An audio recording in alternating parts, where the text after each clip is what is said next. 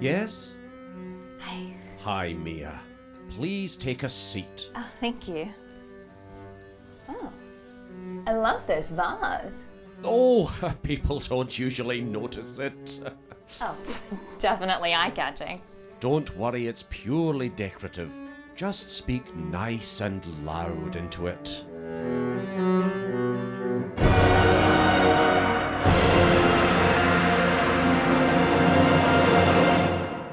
So, Yes, I've done loads of therapy. I mean, not loads, decent amount. Brought my own tissues. what brings you here today? I'm writing a novel. My commiserations. Yeah, it's really fucking hard. I quit my day job, and I find that I'm actually less productive now that I have more time. You know, I'm lacking a certain...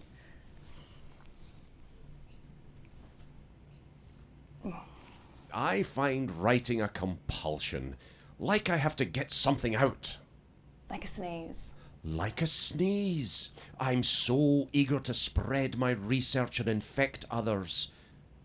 Why do you write? Well, I used to write with my friend Ellen. We've been making comedy sketches for ages. Sketches?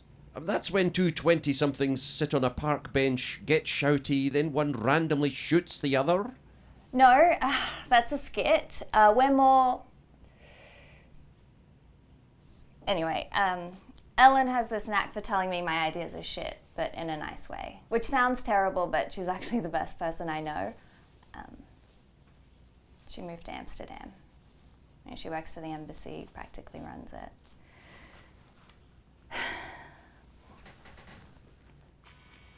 I think she feels pretty guilty. I mean, she messages me almost daily, these long, beautiful soliloquies about tandem bicycles and the faultless feminist themes of the Spice World movie. You know, the cinema club that she started with her tall, blonde neighbours. Oh. Yeah. They have an amazing wine cellar, probably. She's a magnet for good things and cool people. You just told me who you used to write with. Why do you write?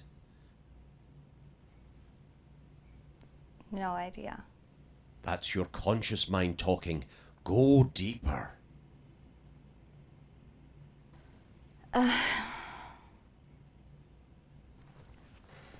I think I'm funny. I like the attention. Deeper. I don't know. I'm not interested in anything else. Hogwash. Deeper. I like who I am when it's flowing, or where I am. I'm absorbed. Where you are, where you're absorbed. That's your meta-consciousness. The part that has it all figured out. I really think if you kept up with your training, you could access that inspiration far more easily. The classes are great, but they're not free, and I'm living off peanuts. Figurative peanuts, not literal peanuts. Now I need to stop saying peanuts because it's starting to sound like penis. And I don't need you getting all Dr. Penis on me. I mean Freud. That's just my name for him because he's very penis-centric. You can talk now. You know, our classes are half off for volunteers. I believe the lady who manages our Twitter has a debilitating rash, so we may have an opening. Of course I leapt at it. Big city, bright lights, like 5 inner city bridges. In Rome all we had was a raft and a raft master. And you had to be really nice to him, or else he wouldn't take you across. You came to Brisbane. What did you study? I did a semester of hotel management. That was a bit of a shock. So then I switched over to veterinary sciences, and that was a bit of a shock. Which leads me to my paramedic training.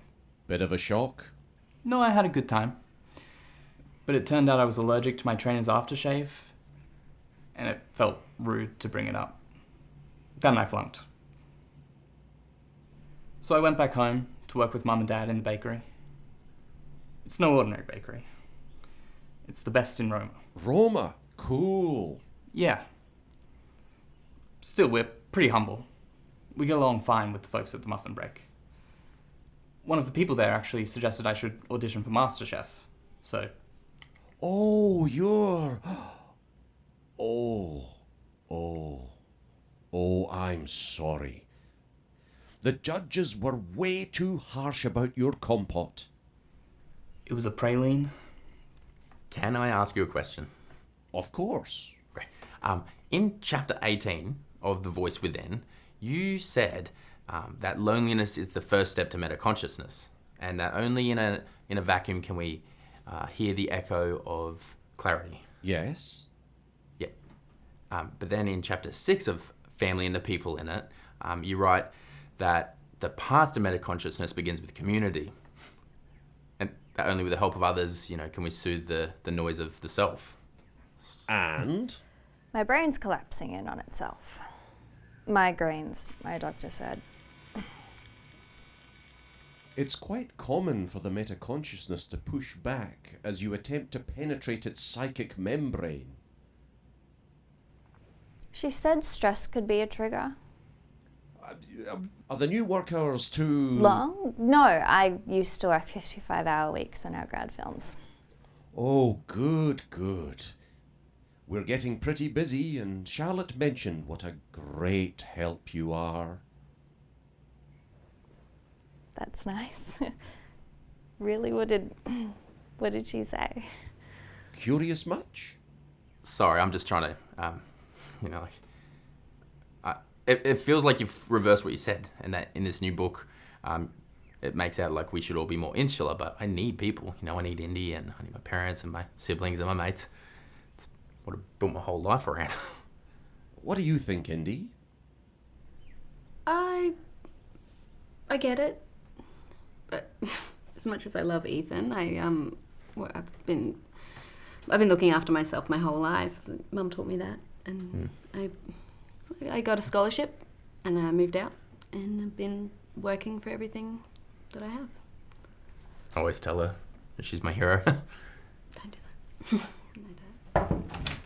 Sorry to interrupt. I just need to speak to Mia. I'm having trouble finding that spreadsheet you did with all the Fringe podcasts. Oh, I consolidated this year's and last year's media folder, renamed it Promos. Should be in there. Oh, you are an angel. I knew I married you for a reason. Sorry, long story. No need. So Charlotte and I were in IKEA getting furniture for the office, and somehow we were pretending we were newlyweds, bickering over side tables and shower caddies. And then this old guy with a paisley scarf comes up to us, kicking up a fuss, told us none of it was worth it, grabbed our hands and made us renew our vows. Don't think it was legally binding unless Billy Bookcase was our witness. Anyway, then he started talking about his gout, so he left. And then Charlotte made a Firefly reference, which I didn't understand, so now I'm watching that. Does she know you're in love with her? I don't know. We spend all day together, and then I go home and I just want to call her as soon as I get out of the shower, or while I'm making dinner, or scrolling through Netflix. And I get out my phone and think of someone else to call, but no answers these days. No. They text me back 2 days later. Are you writing? It's always been this elusive thing. The perfect job. I don't think it exists. What are you doing now? I help my cousin Pearl with her business. What's that? She and her partner look for opportunities to make money through criminal means. Oh, high octane. Well, everyone has stress in their job. What do you do to relax? My chores. Cousin Pearl runs a pretty tight ship. It's a prison cousin? Actual cousin. Common mistake. What do you do when you're not at work? There's a pretty cool dog park near our place. Oh, what's your dog's name? I have a cat. He doesn't have a name. I grew out of naming my plush toys a long time ago. People think I'm weird. No, they don't. I'm not weird, but they think that... They don't know you. And you don't know them. Ethan, please, go on, Indy. I'm not good at parties. Not true. It's how I see it. People love Indy. I don't doubt it. Clearly intelligent, self-made, effervescent, like a springtime meadow. She smells really good too. Like coconut. It's actually my favourite smell. Not because of her, but since always, I've just always loved coconut. It's a very popular scent in bath goods. Yes, but I love coconut. Like, what are the chances? Everyone likes coconut. I love it. Can we change the topic, please? She can't stand praise. Did Indy ever tell you that she practically raised her sister? You know, she hasn't told me a lot yet. Mum worked nights as well. Chef. Yeah, but I didn't do it because I'm some kind of... I just did it. I wonder if we could try one-on-one sessions. Indy, would you like the room first? You want me to leave? Only if that's okay with the both of you. I'll be fine.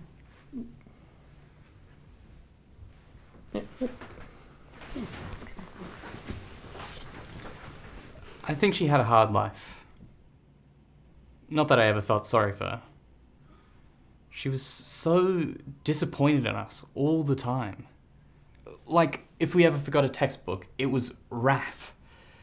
She made us line up outside her classroom before the bell, and if we weren't all standing there, upright posture, breath stifled, as it was ringing, she'd take our lunch breaks. She got other teachers to give us extra homework for their classes too. She said that she was preparing us for the rest of our lives. Mrs. Drury didn't respect you. But that's not on you.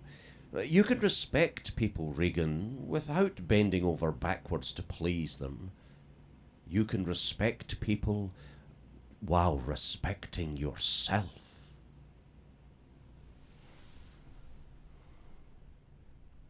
I don't respect you. Right. Pressure, anxiety, nobody respects you. I respect you.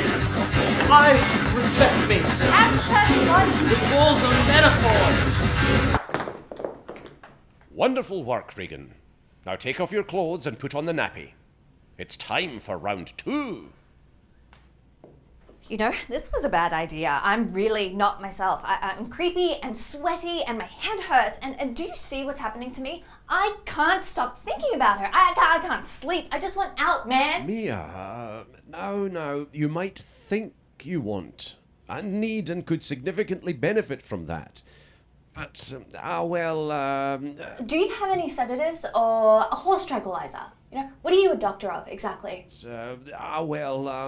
I'm a professor. Professor of what? Charlotte. Hi, sorry.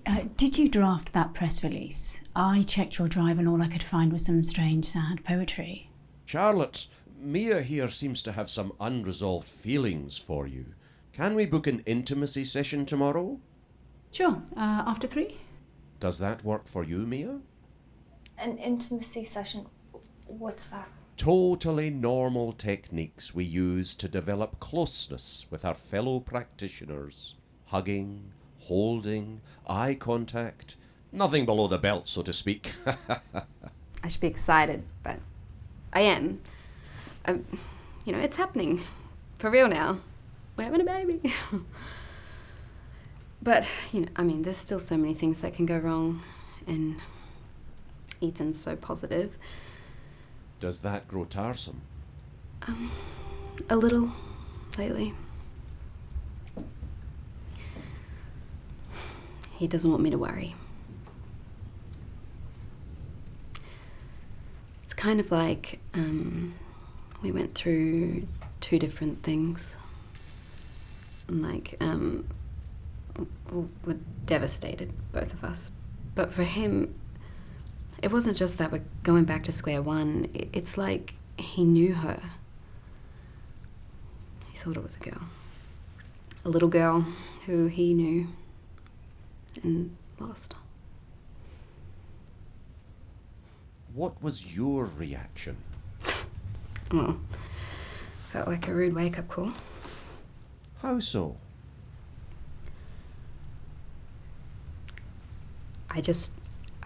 I don't know. Take your time.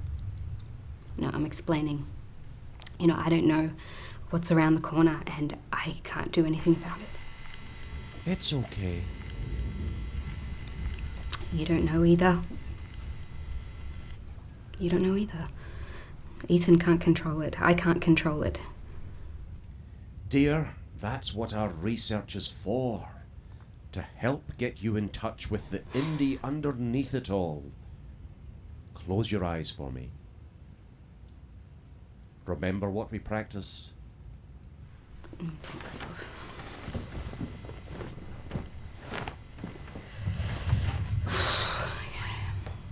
You know what to do. Just focus on your breathing. Don't worry about my words. Your metaconsciousness is hearing them, and she understands them, just like she understands you. Your mind, your fears, your body, your baby. She knows you're worried. She feels every surge of adrenaline, every movement of your child, even the beginnings of their metaconsciousness. I'd like you to visualize your hand, reaching out to a wee one, through the ether that unites and binds us all.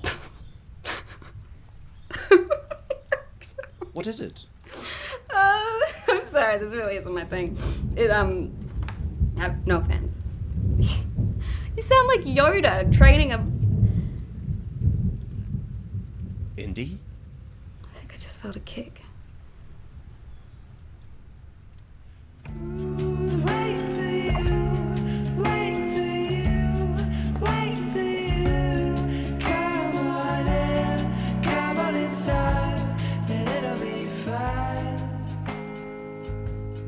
I'm just trying to understand. To me, it seems like you reversed what you said. He's a nice guy. Mighty curious. How's our murder budget this quarter?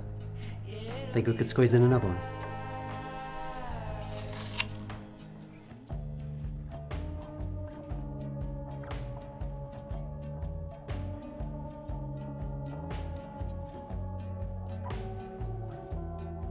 Just mail my heart to the moon, 'cause I know you'll be breaking it soon.